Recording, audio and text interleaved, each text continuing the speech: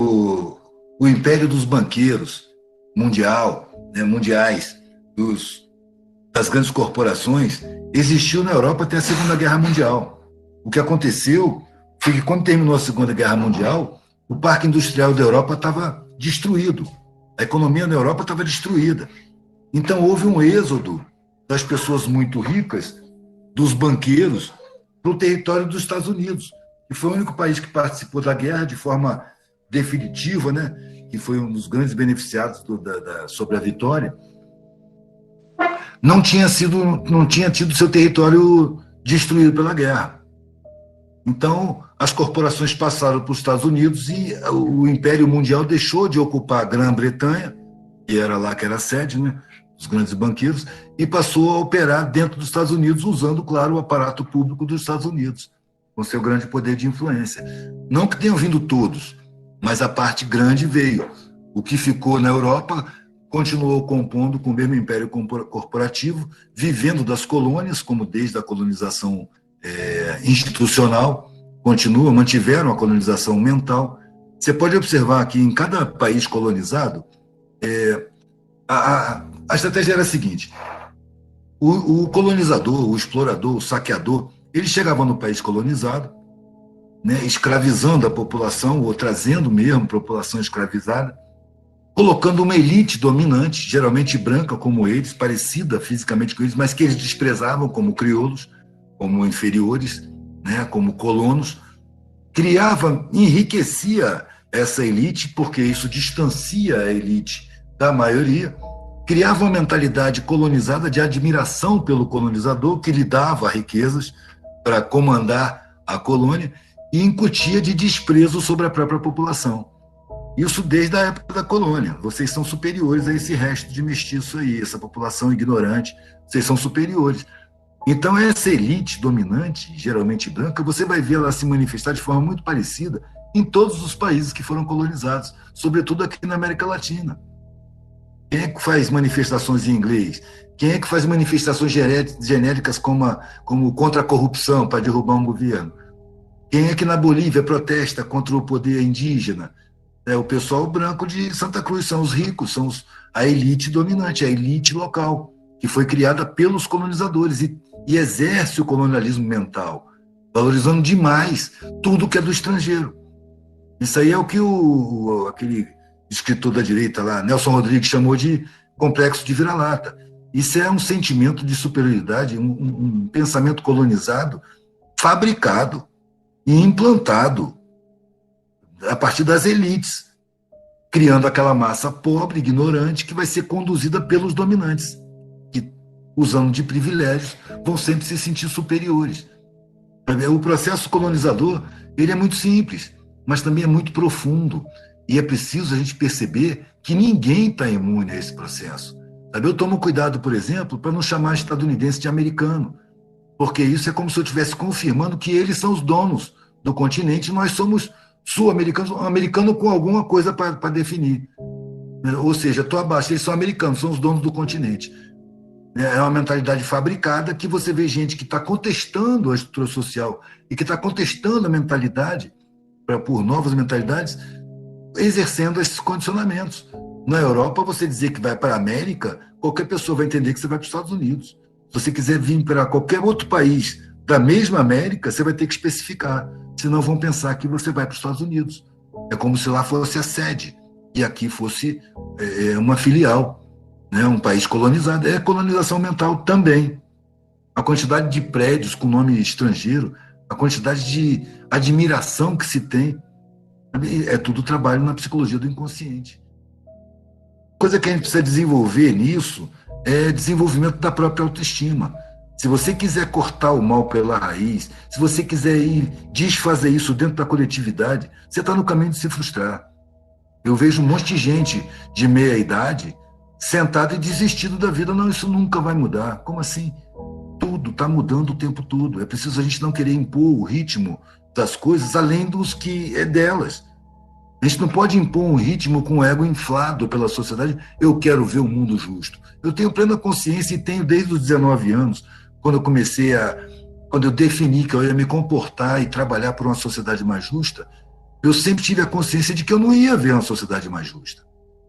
Eu ia só viver em função de uma sociedade mais justa que está a caminho, há milênios, inclusive. Eu tenho algumas décadas para participar de um processo que é multimilenar. O ser humano tem 2 milhões de anos, já passaram vários modelos de sociedade e nós estamos numa evolução permanente, numa mutação permanente. Eu nasci nessa mutação, que é multimilenar, eu tenho algumas décadas para participar dessa mutação e não posso criar a ingenuidade de que eu vou ver o mundo mudado de acordo com o meu senso de justiça. Eu não vou.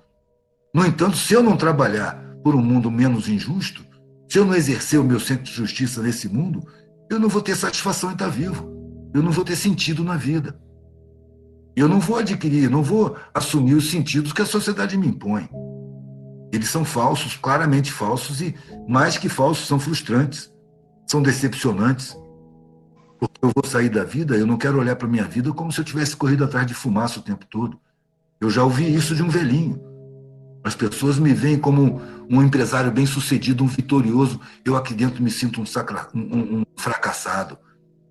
A sensação que eu tenho é que mentiram para mim lá no começo da minha vida. E eu passei a vida inteira correndo atrás dessa mentira. Só agora que eu estou doente, fui proibido de trabalhar, que eu senti que minha vida está acabando. Outra coisa é que eu nunca pensei que a vida fosse acabar. A gente pensa na morte como tragédia e não como consequência de ter nascido. Então a gente vive como se nunca fosse morrer. Né? E como diz aquele velho sábio oriental, e morre como se nunca tivesse vivido. Você se comporta como uma peça programada, como uma peça numa engrenagem. Você não vai ter realização pessoal. Você vai se cercar de falsidade por todos os lados se você enriquecer. Você não vai ter uma vida satisfatória, como você tem quando você realmente troca afeto. Quando você sai da vida sorrindo para si mesmo, enquanto todo mundo à sua volta está chorando, porque você foi uma boa pessoa durante a vida, trocou afeto, serviu a muita gente, produziu muito benefício, viveu de acordo com a sua própria consciência, integrado no coletivo, vivendo de forma serena e harmônica, com boa qualidade de vida, como devia ser. A gente é induzido a negar tudo isso como bobagem. Não é à toa que na escola ensinam para a gente que é preciso a gente esconder o sentimento, porque ele é a nossa fragilidade. Isso é uma grande mentira. O meu sentimento é minha fortaleza. Por que adestram a gente a colocar a razão acima do sentimento? Porque a razão é mais fácil de enquadrar. A razão vai te aterrorizar. Você vai ter medo de ficar doente, vai precisar de plano de saúde.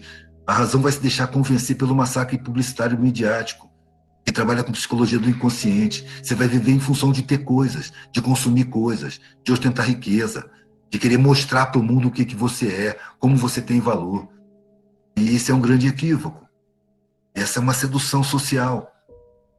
Pode observar, essas pessoas elas não têm uma vida, vamos dizer assim, plena, não têm uma vida satisfatória. Você conhece a história dos súcubos e dos íncubos? Na mitologia, súcubo é um demônio que se apresenta na forma de uma mulher maravilhosa.